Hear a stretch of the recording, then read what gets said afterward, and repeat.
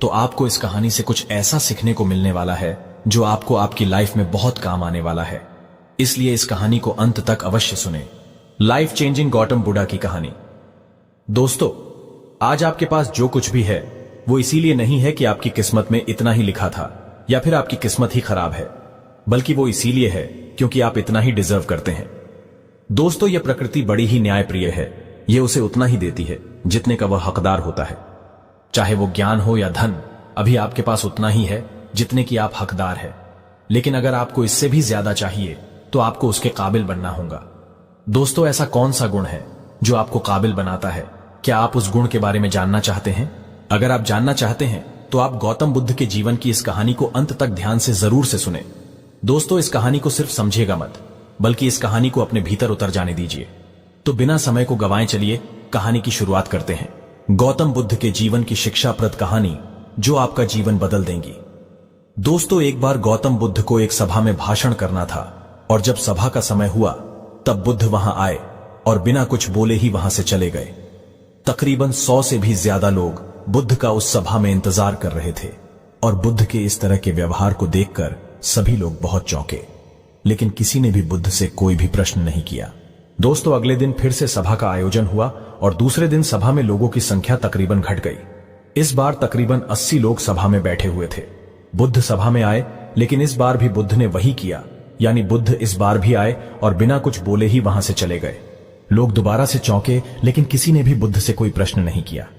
अगले दिन सभा का आयोजन फिर से किया, लेकिन इस बार सभा में लोगों की संख्या और घट गई। इस बार सभा में केवल 50 लोग ही आए हुए थे।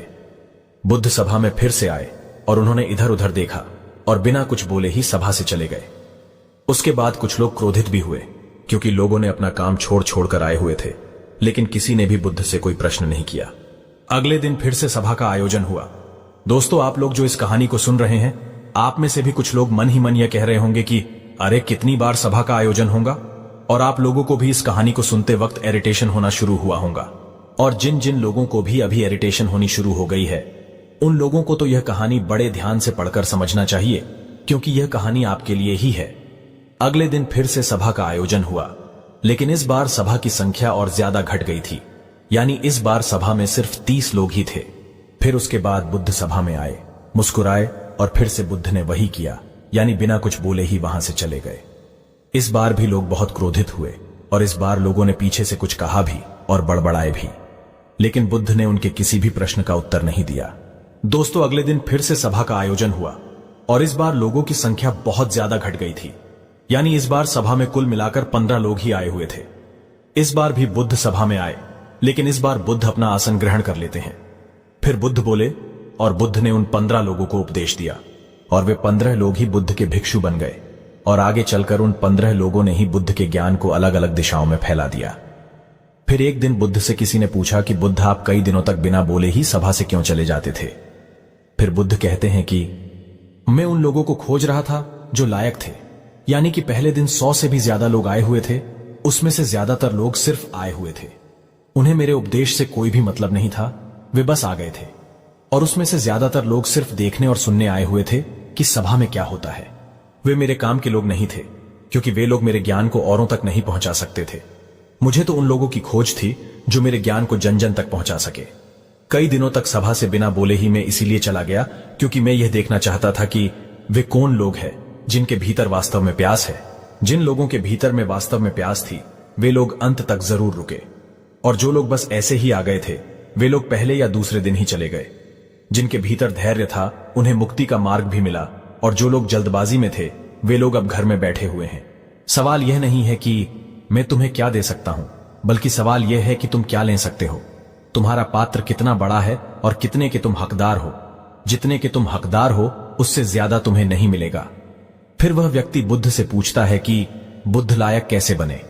फिर बुद्ध कहते हैं कि धैर्य के द्वारा जिस व्यक्ति के अंदर धैर्य है, वह अपने जीवन में कुछ भी पा सकता है। सभा में जितने भी लोग आए हुए थे, और उसमें से अंत तक वही रुके जिनके अंदर धैर्य था। चाहे तुम्हारे जीवन में तुम्हारा लक्ष्य जो कुछ भी हो, लेकिन तुम बिना धैर्य के सफलता के चरम तक नहीं पहुंच सकते। फिर वह व्यक्ति बुद्ध से पूछता है कि कोई व्यक्ति अपने भीतर के धैर्य को कैसे बढ़ाए। बुद्ध कहते हैं कि निरंतर अभ्यास के द्वारा हम अपने भीतर के धैर्य को बढ़ा सकते हैं। जैसे कोई व्यक्ति जब ध्यान करना शुरू कर देता है तो उसका मन उसके सामने कई सारे अड़चने लाता है, लेकिन उसका धैर्य उसे एक दिन उसके लक्ष्य तक जरूर पहुंचा देता है। फिर वह व्यक्ति बुद्ध से कहता है कि मैं समझ गया, बुद्ध में समझ गया, यानी मुझे धैर्य के साथ निरंतर अभ्यास करने की आवश्यकता है। दोस्तों, अब आपको समझ आ गया कि आपके पास वो क्यों नहीं है जो आप पाना चाहते हैं, क्योंकि आप उसके लायक नहीं हैं। आप लायक तभी बनेंगे जब आप अपने भीतर धैर्य को बढ़ाएंगे। और धैर्य कैसे बढ़ेगा? धैर्य बढ़ेगा निरंतर अभ्यास के द्वारा। और अभ्यास कौन करेगा? अभ्यास करेंगे आप, तो फिर करते क्यों नहीं? दोस्तों, खुद से ईमानदारी के साथ एक प्रश्न जरूर पूछिए कि जो आप भविष्य में बनना चाहते हैं उसके लिए क्या आप धैर्य के साथ कर्म कर रहे हैं? दोस्तों, अगर उसका उत्तर नहीं है तो अपनी असफलता के लिए जिम्मेदार आप खुद होंगे।